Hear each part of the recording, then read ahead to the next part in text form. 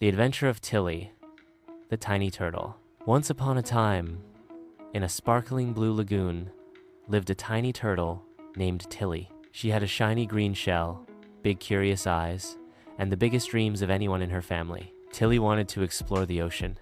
"It's so big out there," she told her grandma. "I bet I'll find treasure, or maybe even meet a dolphin." Grandma Turtle chuckled. "The ocean is very big, my little Shelly Bean, but start small. Big adventures begin with little splashes." So, the next morning, Tilly packed a seaweed sandwich and set off with a determined splash. Go! First, she met a jellyfish named Juna. "Where are you going, Tiny Turtle?" asked Juna, gently glowing in the sunlight. "I'm off to explore the ocean," said Tilly proudly. "Well then," said Juna, "you must see the coral castle. It's made of the prettiest colors in the sea."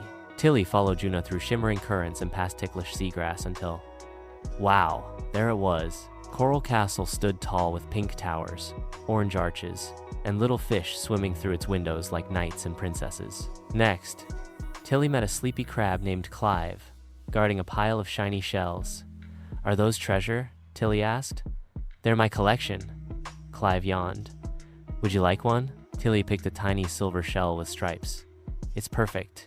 Thank you." By sunset, Tilly had met jellyfish, seahorses, and even a sleepy dolphin who told silly jokes. But soon, the lagoon's soft glow was calling her home. Back at the shore, Grandma Turtle smiled as Tilly ran up, out of breath and excited. "I didn't find gold," Tilly said, "but I found a glowing castle, a shiny shell, and a lot of new friends. And that," said Grandma, tucking her in with a hug, "is the greatest treasure of all." And from that day on, Tilly the Tiny Turtle knew. The world was big, but her courage was bigger. The end.